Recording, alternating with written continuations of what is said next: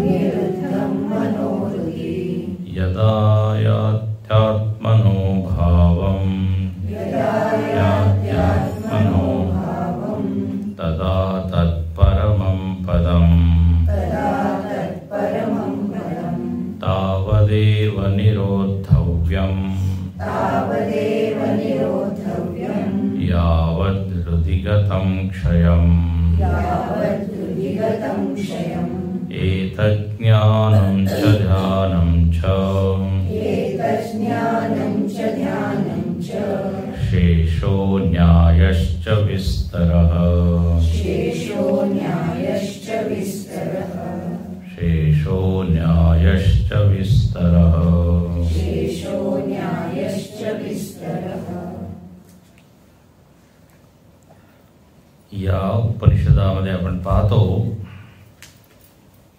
की श्रुतीने मनाबद्दल आपल्याकडून मनन करवलं आहे. तसं उपनिषदाचा जो विषय आहे, प्रतिपाद्य विषय, तो आहे आत्मा, तत्व, ब्रह्म. कारण कालच मी सांगितलं, उपनिषद म्हणजे ब्रह्मविद्या आहे, आत्मविद्या आहे. पण या सुरुवातीच्या मंत्रामध्ये आत्म्याबद्दल काहीच सांगितलं नाही. याचं कारण असं की ज्याचं ज्ञान आपल्याला मिळवायचं आहे त्याचं साधन जे आहे ते आधी समजलं पाहिजे, त्याला व्यवस्थित केलं पाहिजे. म्हणून इथे मनावरच खूप चिंतन श्रुतीने केलं आहे आणि आपल्याला जणू काही विचार करण्यासाठी सामग्री दिली आहे की विचार करा मनावर. मनाचे जे बाहेर विषय आहेत त्याच्यावर तर आपलं मन खूप चिंतन करतं, पण स्वतःवर कधी करत नाही. तर मनाचं स्वरूप काय आहे, मन एक आहे की अनेक आहे, मनाचा परिणाम आपल्या जीवनावर काय होतो, वगैरे वगैरे. तर काल आपण पाहिलं की मन एक साधन आहे, कारण आहे. आणि साधन एक अशी वस्तू आहे की जर ती नीट असेल तर तिचा खूप लाभ होतो, नाहीतर तिच्यामुळे जेवढा त्रास होतो. आता हे शरीर जोपर्यंत चांगलं असतं याचा आनंद आपण घेतो, पण हे शरीर जेव्हा आजारी पडतं तेव्हा आपण काय म्हणतो, नको शरीर. म्हणून इथे म्हटलेलं आहे बंध मोक्षयो कारणम. ज्याच्यामुळे आनंद मिळतो तीच वस्तू दुःख देते. म्हणून कसं काय याचा उपयोग आपण चांगल्या रीतीने करू शकतो हे इथे सांगितलं. आता पहा, सगळ्यांना आपल्या मनाबरोबर राहावं लागतं. जसं शरीराबरोबर राहावं लागतं तसं मनाबरोबर सुद्धा राहावं लागतं. आपल्याकडे काही पर्याय नाही आहे, विकल्प नाही आहे की तुझं मन चांगलं तर मी तुला तुझं मन घेऊन घेतो, असं नाही. जसं शरीर किती आजारी पडो कसंही असो त्याच्याबरोबर राहावंच लागतं. जोपर्यंत आपलं प्रारब्ध आहे त्या शरीराशी आपण निगडीत राहतो. प्रारब्ध संपलं की ते शरीर आपल्यापासून वेगळं होतं. तो जीवात्मा जो आहे त्याला या मनाबरोबर राहावं लागतं. तर इथे म्हणतात की या मनाला तुम्ही काय करा, पण याला प्रशिक्षण द्या, चांगलं ट्रेनिंग द्या. विषयाशिवाय या मनाला ठेवण्याचा प्रयत्न करा. निर्विषय मन ही एक साधना आहे. इथे म्हणतात की जो मुमुक्षू आहे तो हेच करतो, आपल्या मनाला मोकळं करतो, रिकामं करतो. खूप जास्त त्याच्यामध्ये विषय भरत नाही. जसं आपण आपल्या मोबाईलला सतत काय करत राहतो, डिलीट करत राहतो ना,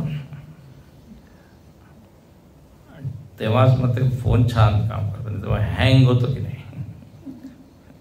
त्याचप्रमाणे मनामध्ये इतके विचार भरलेले आहे आणि त्याची काही गरज नाही आहे. खरं म्हणजे आपण गप्पा मारत राहतो, त्यामध्ये काय इकड तिकडच्या गोष्टी ज्याने एक काहीच फायदा होणार नाही. तर निर्विषय मुमुक्षू काय करतो, विषयाला जरा विषयापासून स्वतःला दूर ठेवतो किंवा कमी करतो. पहिली स्टेप काय, कमी. परावृत्त होणं विषयापासून, आणि हे तर शक्य नाही, तर म्हणे त्याची संख्या कमी करा. असं म्हणतात ना, मोबाईलवर तुम्ही जर 5 तास आहे तर कमीत कमी आता 2 तासच, इथूनच सुरुवात. लोकांना आजकाल एक आसक्ती, स्क्रीन आसक्ती. म्हणे आधी फक्त 5-6च विकार होते, त्याच्यावर ताबा मिळवण्याची लोक सल्ला द्यायचे. काम क्रोध लो, आता फेसबुक, इंस्टा, इंटरनेट, व्हॉट्सॲप सगळ्यात जास्त. हे सगळे विषय आहे. उगीचच लोक काही पाठवत राहतात. शिंक आली तर त्याचा फोटो काढून पाठवतात.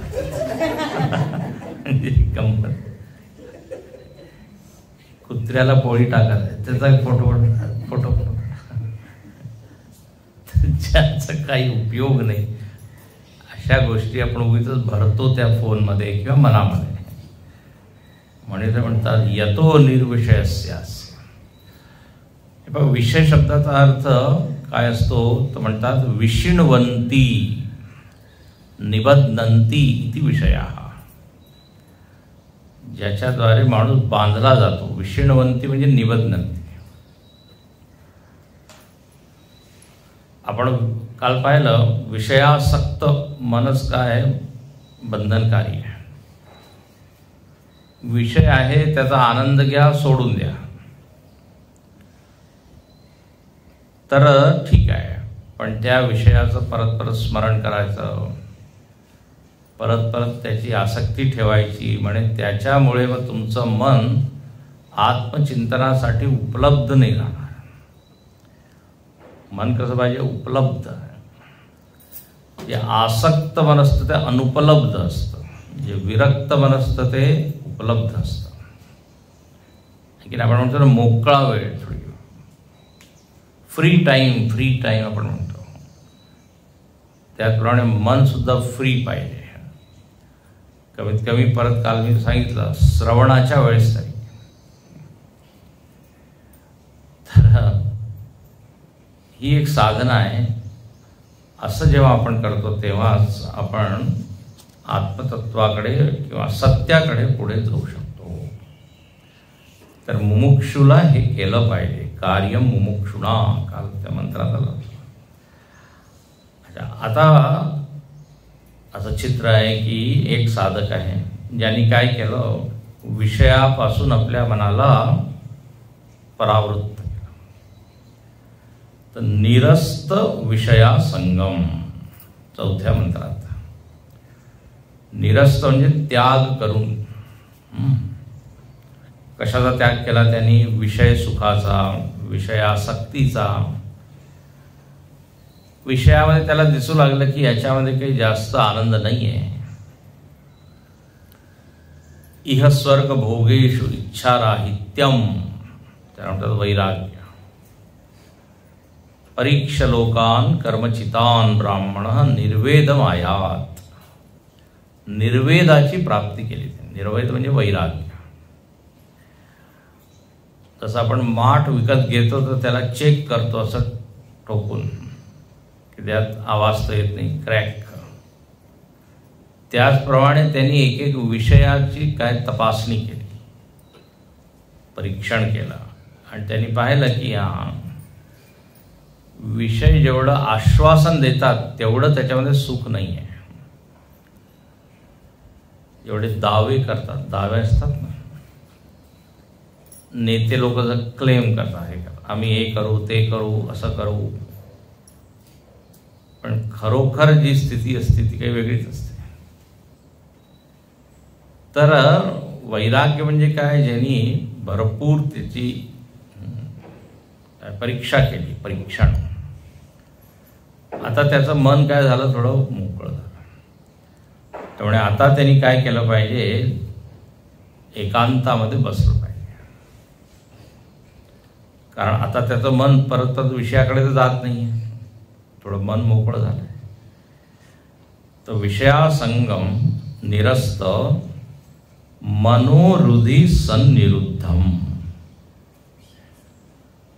मनाला काय करा, तर म्हणजे हृदयामध्ये निरुद्ध करा. जे मन परावृत्त बने, विरक्त बने, त्याला हृदयामध्ये स्थिर करा, एकाग्र करा. मनोहृदी निरुद्ध. आता इथे मनाला हृदयमध्ये म्हणजे काय, दोन शब्द आले, मन आणि हृदय. आता आपल्याला वाटतं हे दोन्ही एकच आहे. सर्वसामान्य आपण हृदय आणि मन एकच घेतो. आता एक हृदय म्हणजे मेडिकल, चिकित्साशास्त्रामध्ये ज्याचा अभ्यास होतो, हृदय, हृदयरोग, हृदयाघात, हृदयाचं काय शस्त्रक्रिया, तर ते हृदय म्हणजे स्थूल शरीराचा भाग. तर इथे त्याची चर्चा नाही करत आहे. अच्छा, आपण पहा, आपल्याकडे एक आहे मन आणि एक आहे बुद्धी. सर्वसामान्यपणे मन म्हणजे हृदय आणि बुद्धी म्हणजे मेंदू असा अर्थ घेतो आपण. बुद्धी म्हणजे मेंदू, पण अध्यात्मामध्ये बुद्धी मेंदूपेक्षा सूक्ष्म आहे. अध्यात्मामध्ये मन हृदयापेक्षा सूक्ष्म आहे. आणि सूक्ष्मताचं काय कसोटी, तर म्हणजे जे जास्त व्यापक आहे, जे कमी इंद्रियांच्या द्वारे दिसतं किंवा जाणतो, त्याला म्हणू आपण सूक्ष्म. तर मेंदू आणि हृदय तर दिसतो, डॉक्टर लोकांना तो दिसतो आणि त्याचं ते काय सर्जरी सुद्धा करतात. पण आजपर्यंत मनाची सर्जरी किंवा बुद्धीची सर्जरी त्यांनी नाही केली. मनामध्ये भावना आहे आणि भावना दिसत नाही. हृदयाचं ऑपरेशन जेव्हा केलं जातं तेव्हा काय रक्त रक्त रक्त दिसतं. सिनेमामध्ये डायलॉग असतात, माझ्या हृदयामध्ये किती प्रेम आहे तुझ्यासाठी, सांगू नाही शकत. मग तो म्हणतो, अच्छा हृदय उघडून दाखव. आता हृदय जर दाखवलं तर काय दिसेल, काय म्हणतात आर्टरी, आणखी ना पेशी म्हणतात, ते सगळं दिसेल. प्रेम वगैरे काही दिसतच नाही. त्याचप्रमाणे मेंदूमध्ये काही विचार तर दिसतच नाही. तर विचार सूक्ष्म आहे, भावना सूक्ष्म आहे, हा अर्थ आहे. तर इथे जेव्हा म्हटलेलं आहे की मनाला हृदयामध्ये स्थिर करा, तर लक्षात घ्या हृदय शब्दाचा अर्थ अध्यात्मामध्ये आत्मा सुद्धा आहे. हृद्देश चिंता रहितो हृदाख्य. रमण महर्षींनी एक फार छान ग्रंथ लिहिला आहे, त्याचं नाव सद्दर्शन आहे. त्याच्यामध्ये पहिल्या श्लोकामध्ये म्हटलेलं आहे की हृत म्हणजे आत्मा, आत्म्याचंच नाव हृत आहे. आत्मा आणि हृदय असं एक कसं काय? तर पहा, जेव्हा आपण आपल्याबद्दल बोलतो तेव्हा आपला हात कुठे जातो? हृदयाकडे जातो. मी जाईने, मी करीने, मी तर म्हणजे मी कुठे आहे? इथे आहे. कोणी असं नाही म्हणत की मी जातो. समोरच्याला वाटेल काहीतरी गडबड आहे किंवा मी पायाला हात लावून, मी जणू काही माझं उपलब्धी स्थान काय आहे. अहम जी स्फुरणा होत आहे ती इथे आहे. तर जेव्हा इथे म्हटलंय की मनाला हृदयामध्ये स्थिर करा, तर इथे आता योग असा आहे की इथेच हृदय सुद्धा आहे, शारीरिक म्हणजे जे स्थूल हृदय, आणि आपल्याला आत्म्याचा अनुभव सुद्धा इथेच होत आहे. आत्म्याचा म्हणजे मीचा अनुभव. तर इथे असं म्हणतात की जिथे तुम्हाला अहम याचा अनुभव होत आहे तिथे मनाला स्थिर करा. या आत्म्याला मनाला तिथे स्थिर करा, आत्म्यामध्ये. आता मग इथे एकदम डायरेक्ट त्यांनी ही स्टेप सांगितली आहे, पण जेव्हा आपण ध्यानाला बसतो तर त्याच्यामध्ये काय असे टप्पे सांगितले. स्थिर बसा, पाठीचा कणा त्याट असायला पाहिजे वगैरे वगैरे. आणि मग ते काय म्हणतात, तुम्ही लक्ष द्या कुठे? आपल्या शरीराकडे. डोक्यापासून पायापर्यंत हे शरीर आहे, तिथे मन स्थिर करा. कारण आधी आपल्याला मनाला जवळ आणावं लागेल. तर एकदम आत्मचिंतन तर होत नाही तर शरीर. म्हणून आम्ही लोक जेव्हा ध्यान वर्ग घेतो तेव्हा काय, पहिल्या वर्गामध्ये हे शरीराचंच ध्यान. गुरुदेव म्हणायचे थॉट मसाज, विचार मालिश. आपल्या मनाने या पूर्ण शरीराला बघायचं. जसं योग मार्गामध्ये ते शवासन करतात झोपून, आणि त्याच्यामध्ये एक एक अवयव शिथिल करतात. पण इथे शिथिल नाही करायचं. एक ते बसून करायचं आणि पाहायचं आहे नुसतं. डोकं आहे, पाय आहे, डोळे आहे.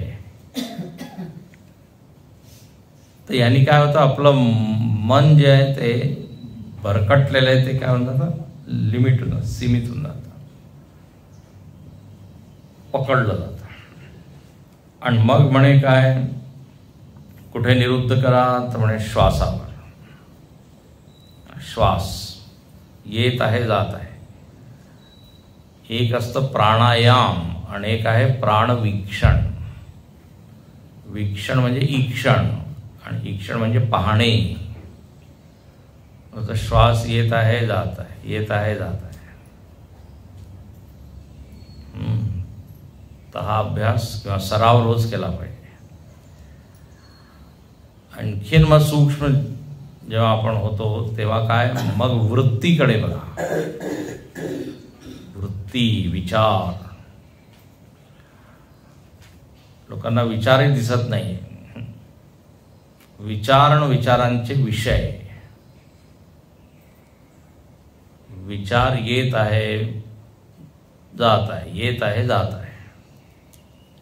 नदीच्या काठी जणू काही आपण बसलो आहोत. विचार नदीच्या काठी. काशीमध्ये जर तुम्ही बसला तिथे गंगेच्या काठी, तर कधी तुम्हाला फुलं वाहताना दिसतील, कधी हार, कधी प्रेत, सगळं काही दिसेल. तिथे एक घाट आहे ना, दशाश्वमेध. ते जाळतात, पण कधी कधी काय ते लोक अर्ध शरीरात किंवा पलीकडच्या गावामध्ये कुठेतरी फेकून देतात. तर आपल्या मनामध्ये सुद्धा काय चांगलं वाईट सगळ्या प्रकारचे विचार येतात, सांगण्याचा अर्थ आहे. पण आपल्याला इथे काय म्हणत आहे श्रुती, की तुम्ही काय करा, त्यामुळे विचार किंवा विचारांचे जे विषय आहे त्याच्यापेक्षा हृदयामध्ये मन स्थिर करा. आता हृदय म्हणजे आत्म्यामध्ये. जो मुमुक्षु आहे he is more interested in the source of this thought, not the object of the thought. मनामध्ये काय विषय येत आहे त्याच्यामध्ये त्याची आवड नाही आहे, पण हे विचार कुठून येत आहे, उगम काय आहे, त्याच्यावर त्याचं जास्त लक्ष आहे किंवा त्यांनी ते लक्ष ठेवलं पाहिजे. यालाच आपण म्हणतो अंतर्मुखी होणे, आत्मोन्मुखी होणे.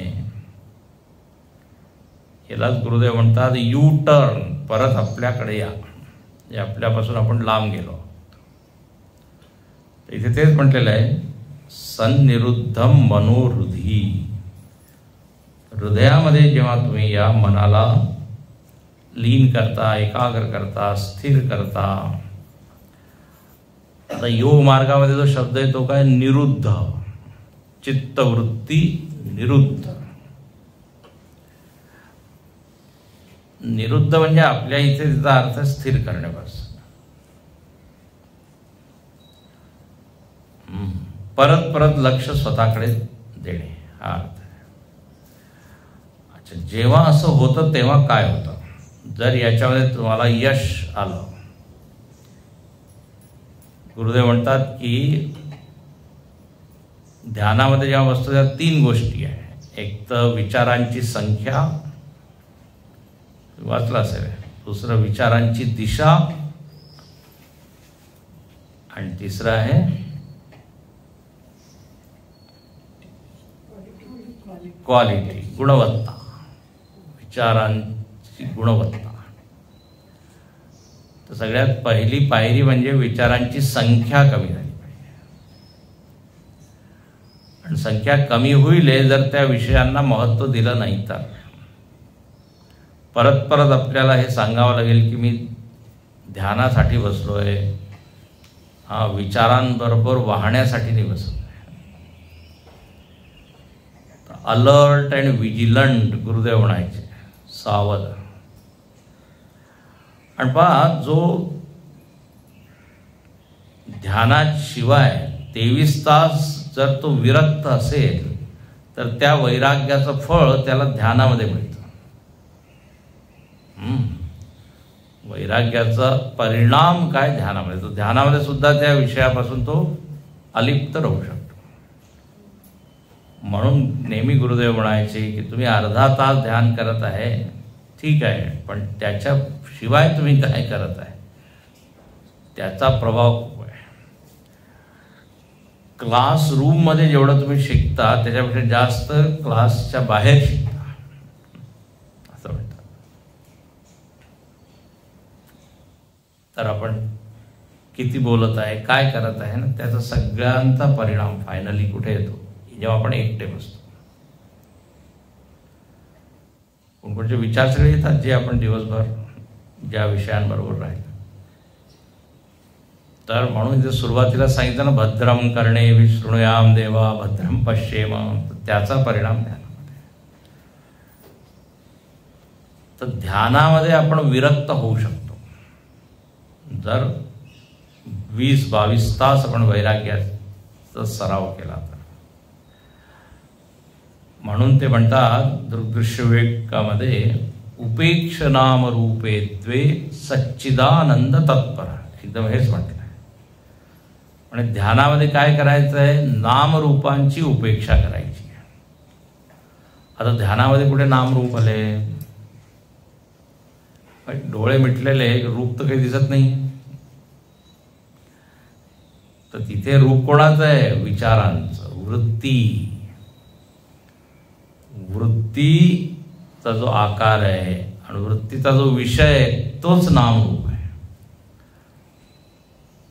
आपण वृत्तीचे नावं देतो की नाही. मला राग येत आहे, श्रद्धा येत आहे, अभिमान येत आहे, तर हे काय झाले नाव.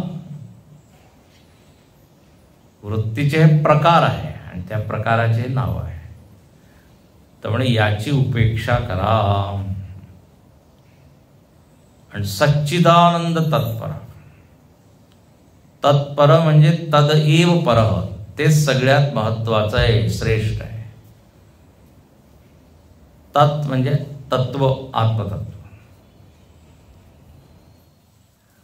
आपण गुरुस्तोत्रामध्ये सारखं तत् म्हणतो ना, तत्पदम दर्शितम येन. तर म्हणे जेव्हा असं आपण हे करतो तेव्हा काय होतं, यदा आयाती आत्मा आत्मनः भावम. आयाती प्राप्त होतो त्याला, परत परत परत तो मनाला किंवा विचारांना आत्म्याकडे वळवतो, तर मग त्याला आत्म्यामध्ये स्थिरता होते. यतो यतो निश्चरती मनश्चंचलमस्थिरम ततो ततो नियम्यैतत् आत्मन्येव वशम. आणि मग आत्मसंस्थम मनः कृत्वा न किंचिदपि चिंतयेत्. आता मी 1 मिनिटात सांगितलं, पण हे करण्यासाठी जन्मोजन्म म्हणे आम्हाला सगळं कळतं पण वळत नाही. नेहमीचा हा प्रश्न आहे. सगळं समजतं पण असं नाही आहे की आपल्याला कळत नाही, वळत नाही, किंवा आपण थोडं थोडं ॲक्च्युली होत असतं आपल्यामध्ये. असं नाही, आपण काही दगड नाही आहे. पण जेवढी अपेक्षा आहे, केवढं जेवढं वर्णन जेवढं असतं तेवढं एकदम आपल्याला वाटतं एकदम मी बसीन आणि एकदम होईल अचानक. तसं होत नाही. म्हणून आपल्याला वाटतं काही आपण पुढे वाटचाल होत नाही, पण असं नाही आहे. जर वाटचाल होत नसती तर तुम्ही इथे आला नसता. सांगितलंय ना आधी तुम्हाला, गुरुदेवांना कोणीतरी सांगितलं, अभ्यास वर्गाचा काही फायदा होत नाही. नुसते भाषण काय नसते, पोपटपंची. तर गुरुदेव म्हणाले मग बंद करून द्या. नाही नाही म्हणे, बंद नाही करा. याचाच अर्थ तुम्हाला काही ना काही फायदा होत आहे. ज्या गोष्टीचा मुळीच आपल्याला फायदा होत नाही एकदम बंद करतो की नाही. ज्या दुकानामध्ये काहीच 1 रुपया सुद्धा प्रॉफिट होत नाही, मग ते दुकान बंद. तर अभ्यास वर्गाचा फायदा मुळीच होत नाही असं म्हणणं चुकीचं आहे. पण आपल्याला जे वाटतं, जी अपेक्षा असते ती पूर्ण होत नाही, म्हणून आपल्याला वाटतं आपण जिथे तिथे जा. असं नाही आहे. दगडावर सुद्धा एक थेंब थेंब पाणी पडतं, त्याच्यावर सुद्धा परिणाम होतो की नाही. हळूहळू ते कमजोर होतं. तर म्हणून करत राहायला पाहिजे. तर जेव्हा आपलं ध्यान एकाग्र होऊ लागेल, जितक्या वेळ आपण बसू शकतो बसलं पाहिजे. 5 मिनिटं, 10 मिनिटं, 15 मिनिटं. आणि जास्त अपेक्षा नाही करायची, मला काय होतच नाही ते मी जे सांगितलंय त्याचं. त्याने आपण स्वतःच आपल्याला काय डिस्टर्ब करतो. हे विचार आत्ता काय येत आहे, त्या विचारांना माहीत नाही का की मी ध्यानाला बसलो आहे. आपण असं आपल्याला स्वतःवर राग येतो की असं कसं होत आहे. जरा मी देवाचं ध्यान करायला बसलो आणि विचार की भलतेच येतात. ओम नमः शिवाय, ओम नमः शिवाय, शिवा शिवाय सगळं येत आहे. तर असं म्हणे जास्त तुम्ही त्याच्यावर रागवू नका. उदासीन आपोआप आपण काय नकारात्मक महत्व देतो त्याला, याला काय म्हणतात निगेटिव्ह इम्पॉर्टन्स. तर जेव्हा असं हळूहळू याच्यामध्ये आपल्याला प्रावीण्य मिळत जाईल, तर मग शेवटची स्टेज काय आहे, तर म्हणे तदा तत्परमं पदम. जेव्हा त्याला आनंद मिळत आहे, मनामध्ये इतर काही विचार नाही आहे, आणि जे काही श्रवणामध्ये ऐकलंय ते त्याला दिसत आहे, की आत्म्याचा काही आकार नाही आहे तर त्याला दिसतंय माझा काही आकार नाही आहे. आत्मा असंग आहे तर तो पाहतोय की हो बरोबर आहे, असंग आहे, एकही विचार माझ्याशी चिकटलेला नाही आहे. तो पाहतो की आत्म्यामध्ये शांती आहे, हो म्हणे आहे, इथे कुठे अहम स्वमध्ये काय शांती आहे. जेव्हा आपण मनामध्ये उतरतो तेव्हा ते सुरू होतं. तर ध्यान म्हणजे काय, जे जे आपण ऐकलंय ते पाहणे. जेव्हा असं होऊन जातं, व्हेरीफाय करणं ज्याला म्हणतात. हे पहा, ज्ञान जे आहे ना ते नेहमी श्रवणामध्येच होतं, लक्षात घ्या. ध्यानाने ज्ञान होत नाही, ज्ञान ऐकल्याने होतं. ध्यानाने जे काही ऐकलंय ते आपल्याला दिसतं, ते पक्क होतं. हो बरोबर, असंच तर सांगितलंय, शरीर दृश्य आहे, मी द्रष्टा आहे, हो मला दिसत आहे. कन्फर्मेशन ज्याला म्हणून आपण, कन्फर्मेशन होतं ध्यानामध्ये. मराठीत काय शब्द आहे कन्फर्म? हाच मराठी शब्द आहे. खात्री करणे, प्रचिती आहे, प्रचिती, अनुभूती, प्रचिती असं. पण परत अनुभूती म्हटली काय होतं, एक विशेष अवस्था, एक विशेष आपल्याला. मी काय म्हणते, जे आहे सत्य ते नेहमीच आहे, त्याचा अनुभव सतत आहे, पण ध्यानामध्ये आपल्याला ते पूर्णपणे जाणवतं. व्यवहारामध्ये सुद्धा आत्मतत्व आहेच ना, ते अजूनही असंगच आहे, अजूनही निर्गुण निराकार सगळंच आहे. पण व्यवहारामध्ये इतर गोष्टी एवढ्या होऊन जातात की ते कुठे लपून छिपून जातात. पण ध्यानामध्ये एक्सक्लुसिव्हली ज्याला म्हणतात, तर इथे तेच म्हणतात तदा तत्परमं पदम. तेव्हा असं समजलं पाहिजे की मी त्या परमपदाला प्राप्त झालो. आता पद म्हणजे काय, पद्यते अस्मिन, जिथे आपण पोहोचतो त्याला म्हणतात पद. लक्षात घ्या, जिथे आपण पोहोचतो ती शेवटची काय मजाल आहे, शेवटचं ध्येय आहे. गीतेमध्ये येतं की नाही, निर्माण मोहा चितसंग दोषा अध्यात्मनित्या विनिवृत्त का. पुढे सुखदुःख संगे गच्छन्त्य मूढा पदमव्यंत. त्याची संधी नीट करा बरं का. गच्छन्त्य मूढा पदम म्हणजे मूढ लोक त्या पदावर, गच्छन्ति अमूढा. आणि अमूढ कोण आहे तर त्याचं वर्णन त्या वरच्या ओळीत केलं. मान मोह ज्याने सोडला आहे, द्वंद्वापासून जो मुक्त झाला आहे. विनिवृत्त कामा, पहिल्या श्लोकाला सांगितलं ना, काम संकल्प वर्जित. विनिवृत्त काम, तर निर्माण मोहा. अनेक लोक म्हणताना चूक करतात, निर्माण मोहा, मोहाचं निर्माण करतात. निर्माण आहे ते. तर तिथे पद शब्द आलेला आहे. कधी कधी या पद शब्दाच्या ऐवजी धाम, तद्धाम परमं मम यद्गत्वा न निवर्तन्ते, तर तत्परमं पदम आयाती. अच्छा, गंमत अशी आहे, हे पद म्हणजे काही स्वर्गामध्ये बसले नाही आहे की तिथे एक सिंहासन तिथे जाऊन मी बसेन. पद हे आत्म्याचं नाव आहे, जिथे सगळं काही जाऊन विलीन होतं, त्याला म्हणतात पद.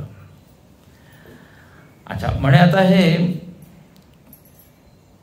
ध्यान आम्हाला जे करायचं आहे, किती वेळ करायचं आहे, कुठपर्यंत करायचं आहे, तर म्हणजे जोपर्यंत या पदामध्ये आपलं मन पूर्णपणे लीन नाही, म्हणून पुढच्या श्लोकात म्हटलेलं आहे, तावदेव निरोधव्यम यावद हृदी गतम क्षयम. यावत, जोपर्यंत हृदयामध्ये ते मन पूर्णपणे गतम क्षयम, मनाचं अस्तित्व विलीन होऊन गेलं पाहिजे. मनाचं अस्तित्व म्हणजे हे विषयांची जी आठवण येत आहे ती आठवण काय संपली पाहिजे. त्यालाच काल मी सांगितलं होतं अमन. अमन.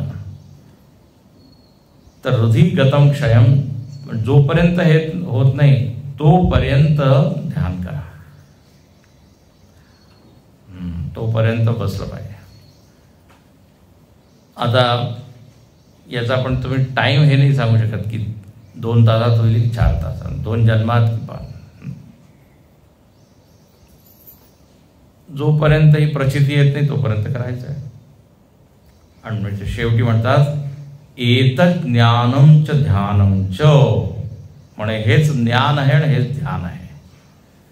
म्हणजे काय, आत्मतत्वाचा पूर्ण परिचय, पूर्ण आपल्याला प्रचिती येत नाही तोपर्यंत हे करायचं आहे.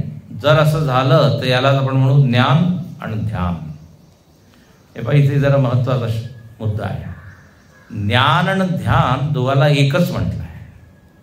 एतत् ज्ञानम च ध्यानम. फार सुंदर आहे, याच्यावर चिंतन केलं पाहिजे. आपण ध्यान म्हणजे काय समजतो? ध्यान म्हणजे डोळे मिटून बसणे आहे की नाही, पद्मासन, वज्रासन, सुखासन, एका विशिष्ट आसनामध्ये बसणे, याला आपण ध्यान म्हणतो. आणि विचारतो तुम्ही ध्यान करता का? हे जो ध्यान करतो ना तो उगीच विचारतो दुसऱ्याला, मी तर नाही करत, मी तर करत आहे.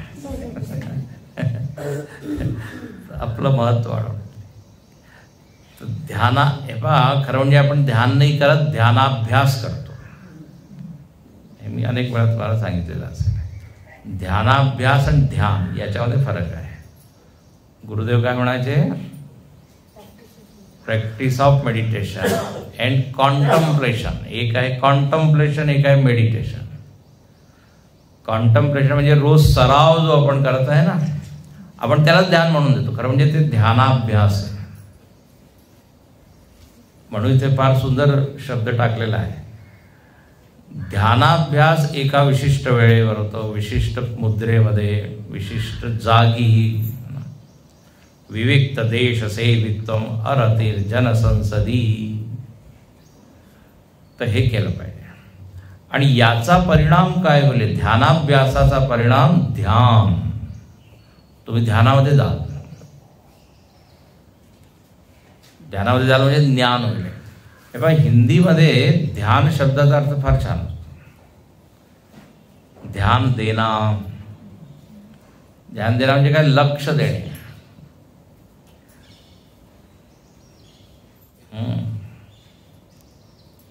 तर खरं ध्यान काय की जेव्हा सतत माझं लक्ष माझ्याकडे आहे, बस.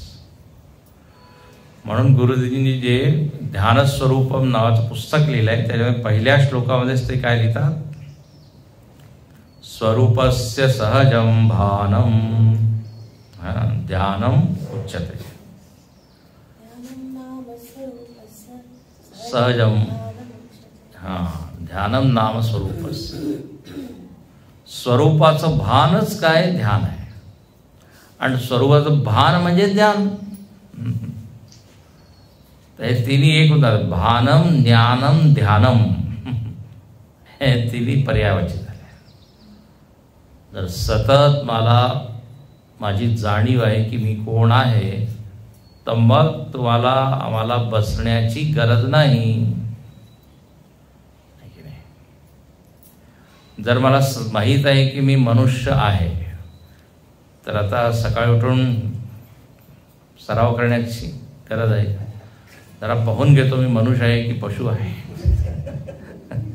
ध्यान करा. मनुष्य हो, मनुष्य हो, मनुष्य हो.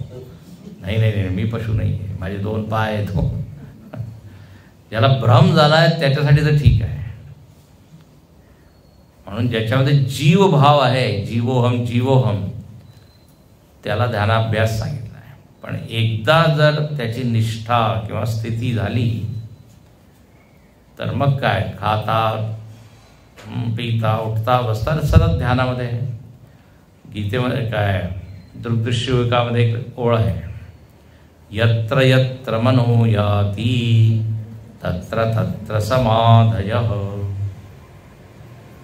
म्हणजे जिथे जिथे त्याचं मन जातं तिथे तिथे त्याला तेच तत्व दिसतं. तर त्याला वेगळं काही करण्याची गरज नाही.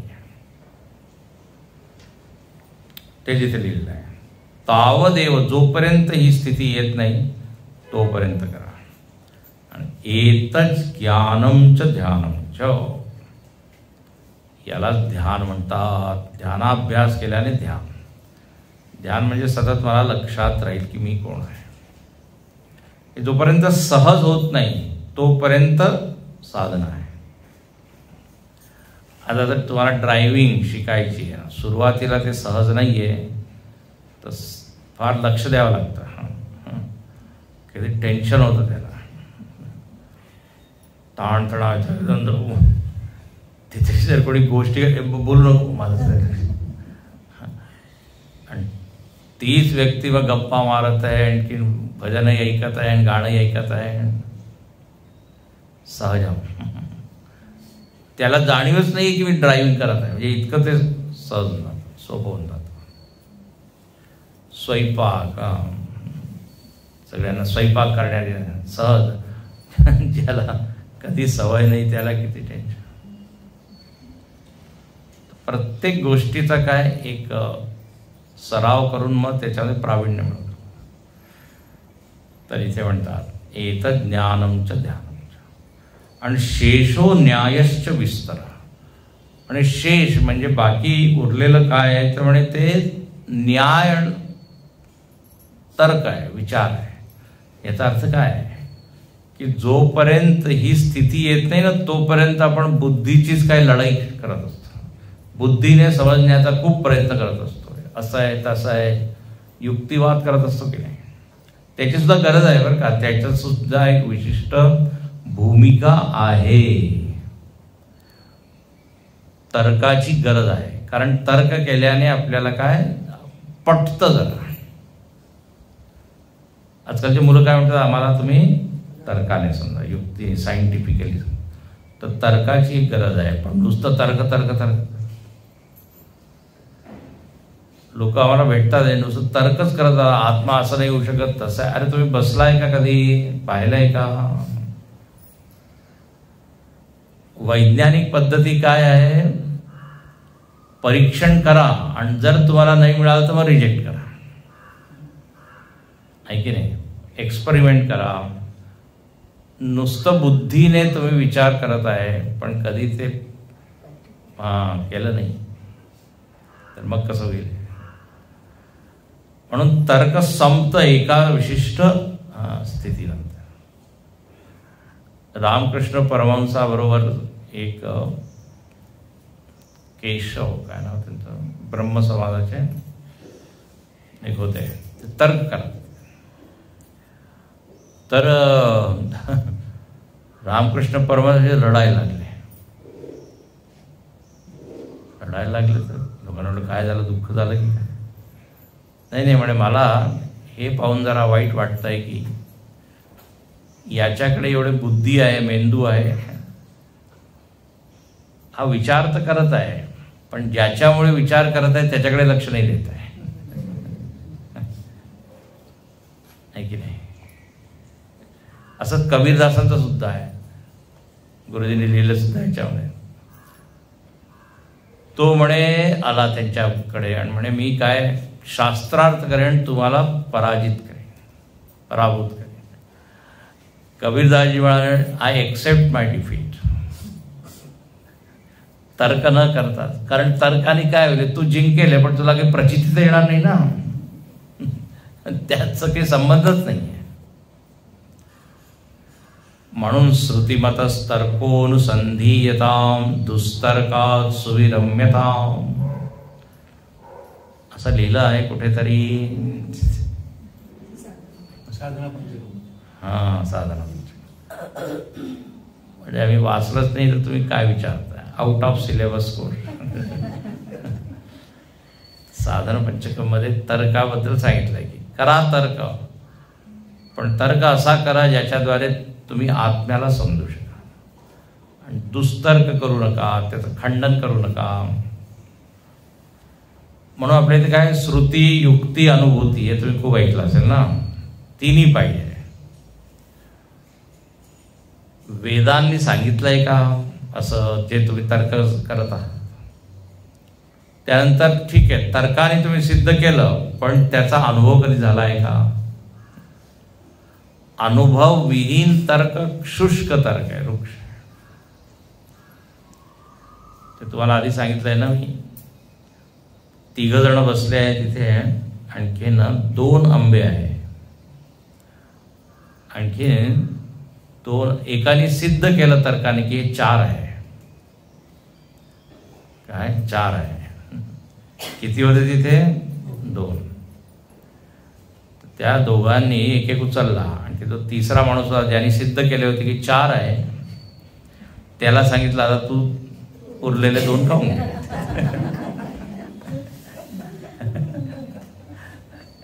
तर्काने काही सिद्ध करू शकत. एकाने सिद्ध केलं की अग्नी थंड आहे. कसं काय म्हणे पहा, अग्नी पंचतत्वामधून एक आहे, आणि पंचतत्वामध्ये एक तत्व पाणी आहे, आणि पाणी कसं आहे? थंड आहे. तर तत्वामध्ये एक तत्व पाणी आहे आणि ते थंड आहे. अग्नी सुद्धा एक तत्व आहे, तर अग्नी लावतोय थंड. वा वा, ठीक आहे, मग तू काय कर, अग्नीने स्नान कर, थंड आहे ना, थंड पण आहे.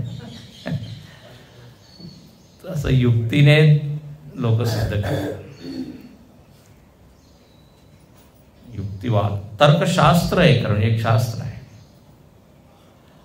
आणि परत त्याची एक भूमिका आहे, पण ते शेवट नाही आहे. तर्कस्य अप्रतिष्ठा म्हटलेलं आहे.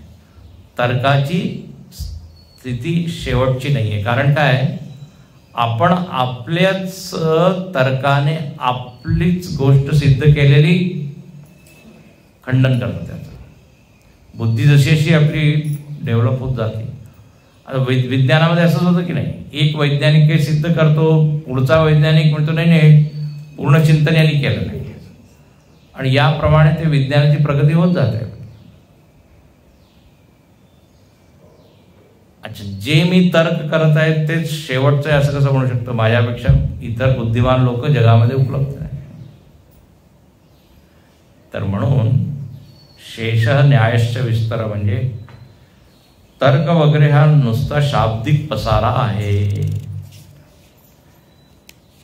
कुठे आहे देव, कुठे आहे? आधी आम्हाला देव दाखवा, मग आम्ही काय भक्ती करू. हे तर असंच झालं, आधी तुम्ही रिझल्ट द्या, मग आम्ही परीक्षा देऊ. हे पहा, जर तर्काने देव सिद्ध होत असेल तर देवापेक्षा मोठं कोण झाला? तर्क. म्हणून देव तर्काने सिद्ध होत नाही, तर्काने तुम्हाला एक मदत मिळते थोडीफार. याच्यावर विचार करा. म्हणून वेदा हा प्रमाण, न तो तर्क हा प्रमाण. याप्रमाणेचे प्रचितीबद्दल सांगितलं की ध्यानच प्रचिती आहे, आणि ध्यान करण्यासाठी ध्यानाभ्यास करा. जोपर्यंत ज्ञान होत नाही तोपर्यंत बसायचं आहे. आणि ध्यान म्हणजे पूर्ण सावध राहणे, स्वतःबद्दल लक्ष ठेवणे, स्वतःच्या स्वरूपावर, त्याला म्हणतात ध्यान. त्याला ज्ञान म्हणतात. आता इथे पुढे म्हणतात की या आत्म्याचं तुम्ही म्हणतात चिंतन करा, ध्यान करा. त्यामुळे कसं काय चिंतन करावं? तर आता पुढचा मंत्र, हा मंत्र जरा कठीण आहे समजण्यास. जरा आधी वाचू. पुढच्या वर्गात त्याचा अर्थ पाहू. पण नैव चिंत्यम न चाचिंत्यम न चिंत्यम चिंत्यमेव तत् पक्षपात विनिर्मुक्तम ब्रह्म संपद्यते तदा नैव चिंत्यम न चाचिंत्यम पक्षपात विनिर्मुक्तम ब्रह्म संपद्यते तदा. म्हणे हा जो आत्मा आहे, हे तत्व आहे, हे कसं आहे? नैव चिंत्यम. चिंत्यम म्हणजे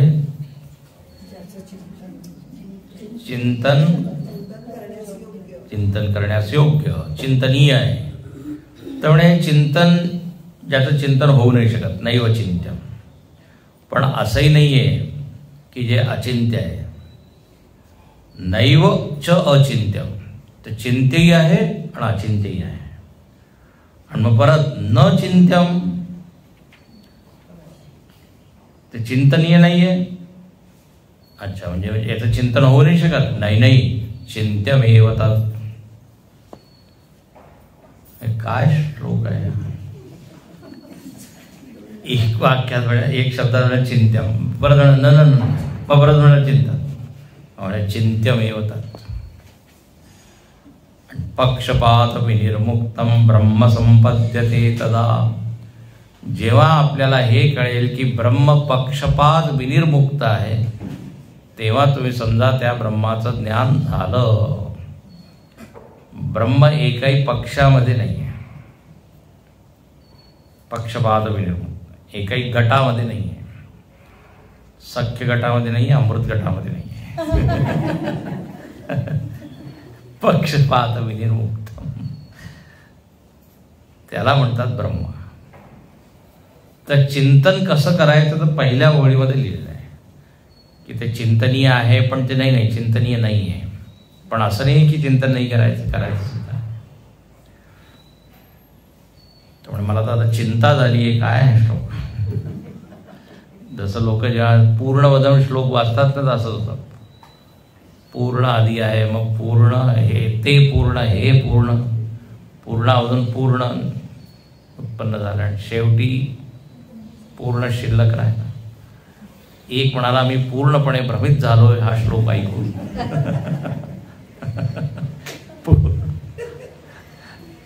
इथे सुद्धा जरा असंच नाही आहे. चिंत्यम अचिंत्यम काय विरोधी शब्द एकाच वेळेस, एकाच वाक्यात. ओम पूर्णमद पूर्णमिदम्